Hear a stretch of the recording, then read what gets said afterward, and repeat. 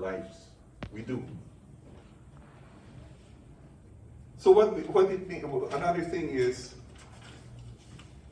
using our minds to have incredible consequences for society. It can be applied to contribute to world progress.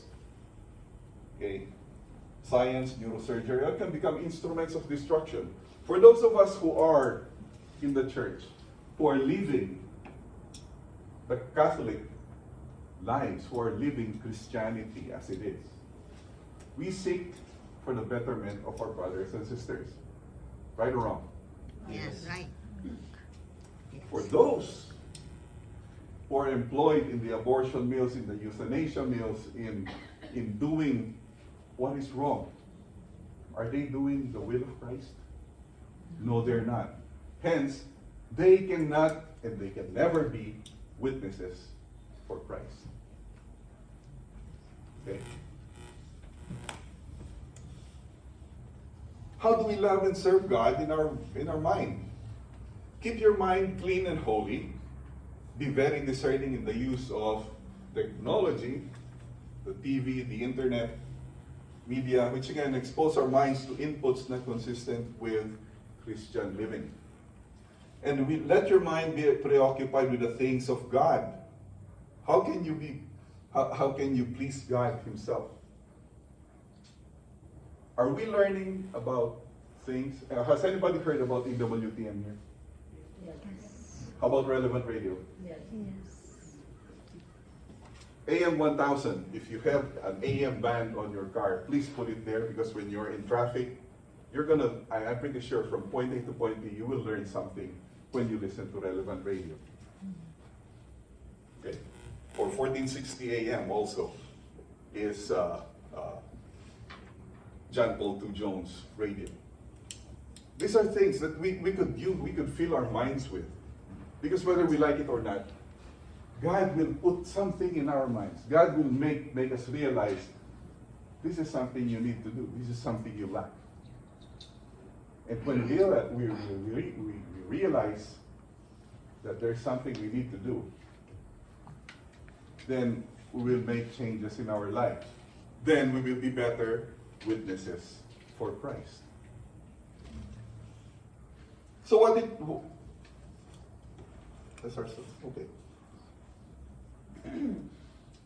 What it means to love God with all our soul is we are to love God with our whole being. Not just our emotions, right? We have to love God as a whole being, as a whole person itself. Because we have to involve our emotional, our spiritual, our mental, and our physical aspects. The love of God must engage the total person. Okay? You cannot do things if you're not fully committed to the goal. If you're not fully committed to Christ. Right? So what it means to love God with all our soul also is we are God's creation and we are called to be holy, intended by Him to spend eternity together with Him. So that is our ultimate goal, is to be able to spend our eternal lives with God. Because what we're doing here, what we are experiencing here, is nothing more than a temporary phase. When our physical bodies die, what is left? Our souls. And when our souls are not in congruence with God's plan, we might be delayed. We'll be in purgatory, which is, I'd rather be in purgatory than straight down to hell. Right? And being a witness, being able to tell somebody that you are doing wrong in a loving way, of course, is something that we as witnesses to the love of Christ can do for our brothers and sisters. Now moving on to loving our neighbor. This means loving our neighbor the right way. Okay? There is a saying in Tagalog, sumakabilang bahay. Okay? Meaning, going to another home and living there with somebody else.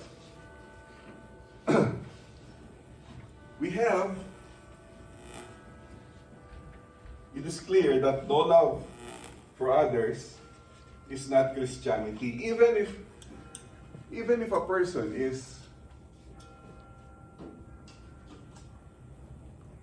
a Muslim, for example, we know that a lot of them like to hurt us, Christians, infidels, right? We also have our brothers and sisters, fellow Christians, who hate Catholics. Is that something that we can correct right then and there? Probably not, because they have their own mindset, and we have our own mindset, right?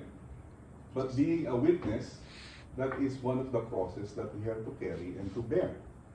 Sometimes we have to talk to them and explain to them, if they have questions, if they come to us, that this is what we are all about. We are universal. We believe fully in the soul and divinity of Christ. Okay? We know and we believe that He is present in the tabernacle and at Mass every time it is done. So these are things that we could share with our brothers and sisters, even those who hate us. Even those who hate us.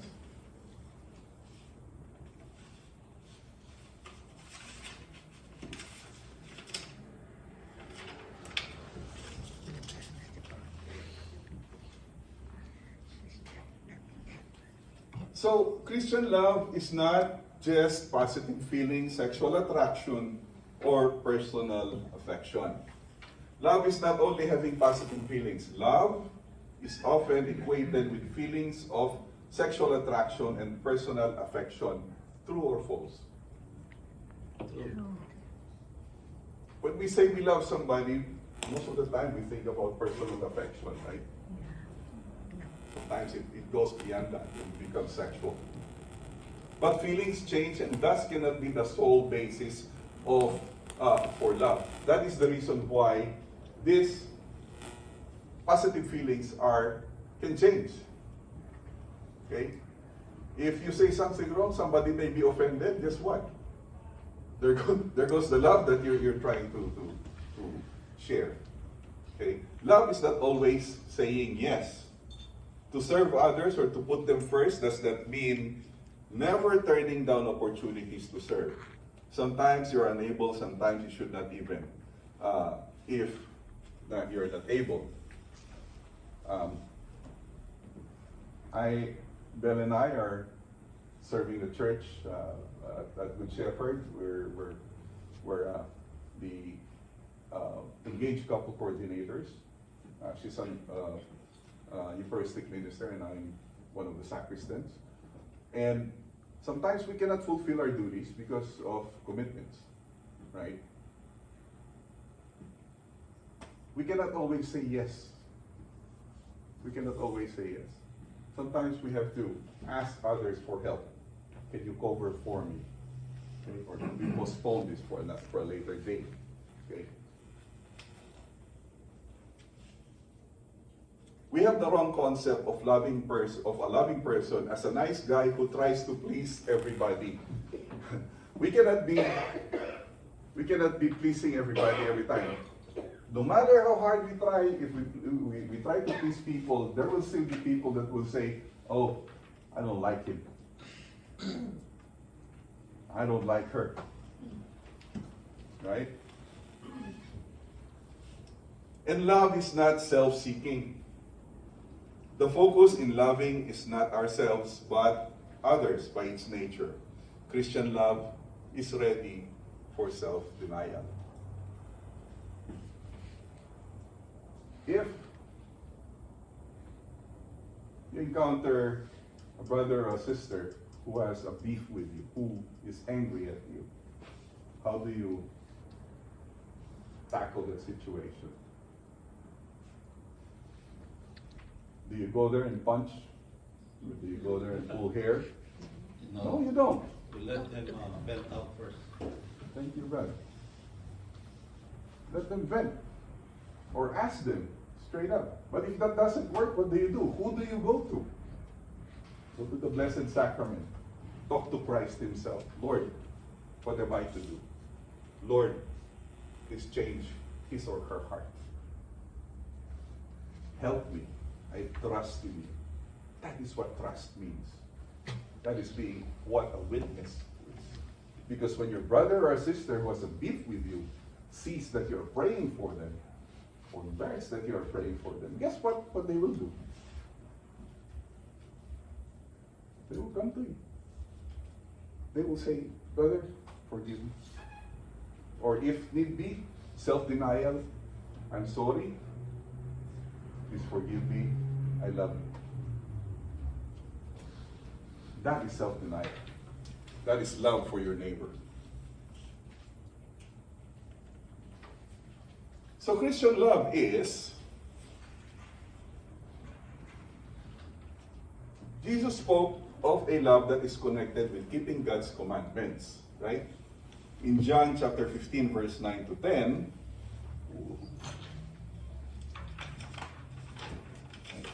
we're getting close.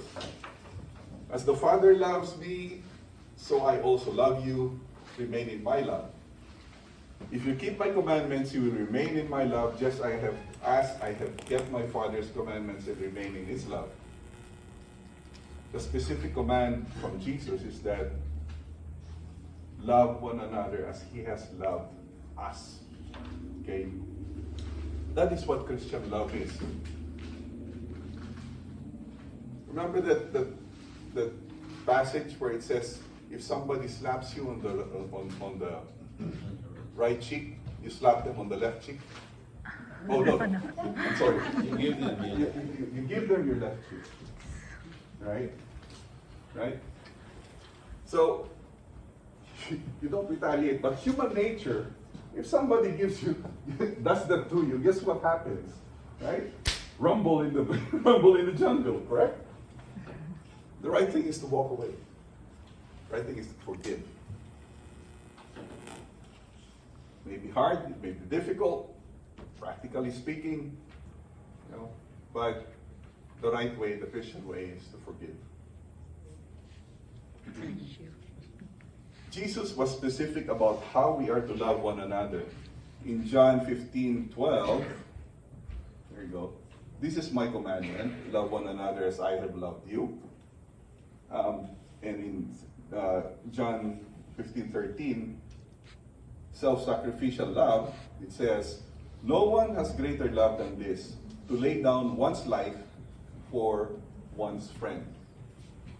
How many of you have seen a part of a movie where, soldiers are fighting, they're in the trenches, shooting at the enemy, and all of a sudden a grenade falls down, and this one guy just jumps over it and takes the brunt of that, and he dies. That is self-sacrificial love. Okay? That is self-sacrificial love. That is the extreme version.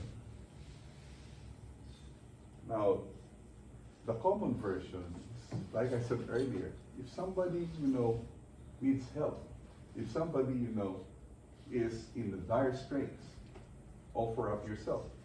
Offer up your prayers. Pray for the person, no matter how hideous you think they are or how bad you think they are. When you offer up your prayer for that person, for his betterment, that is giving yourself up fully. Right?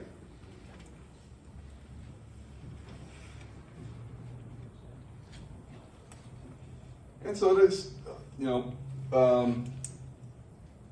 translating love into practical everyday terms. Dying on the cross was not the only example Jesus gave. He demonstrated Christian love as service to others. What did Jesus do to show this? Anybody? One of the most common things that the priests do during Lent is what? They go around and wash the feet of parishioners. Why does he do that? Why did Christ do that? It is the practical way of showing that he came to serve. He did not come to be served. Right? As a witness, we need to serve. We must serve. We must be the conduits for service so that others may see that this guy is actually witnessing. They're actually seeing us as witnesses to what God or Christ did for us, so that others may think, we start to go another way. Instead of going the wrong way, they should see. They might even ask, why are you doing this? Because it is what would Jesus do? WWJD. What would Jesus do? If your husband or your wife is starting to get perturbed at you or getting angry at you, what are you supposed to do? You're supposed to be getting to get angry to think about what you did. Maybe that would help out. Okay? Guilty.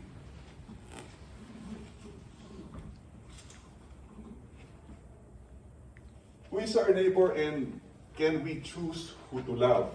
Wow. Can we choose who to love? Of course we can. Of course we do. That is human nature. Okay? The answer is in the parable of the Good Samaritan. What happened? The Good Samaritan, sister. Do you remember? Yes. Do you remember what happened? The parable of the Good Samaritan.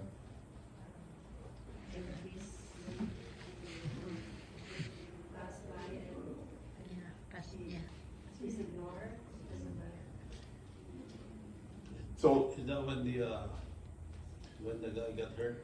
yes, And then 3 guys passed over and nobody helped him? correct. Except for the last guy, Yeah, which is the Samaritan non-believer. correct. So in our lives, how many times have we experienced that? Being that person was beaten up by robbers, left on the side of the road to die, and then you just see people pass by until somebody stops and helps you out, brings you up, pulls you out of the ditch, brings you to get healed, and comes back and pays the person who took care of you. Be that Samaritan, my brothers and sisters, because that is witnessing to the power, the love of God.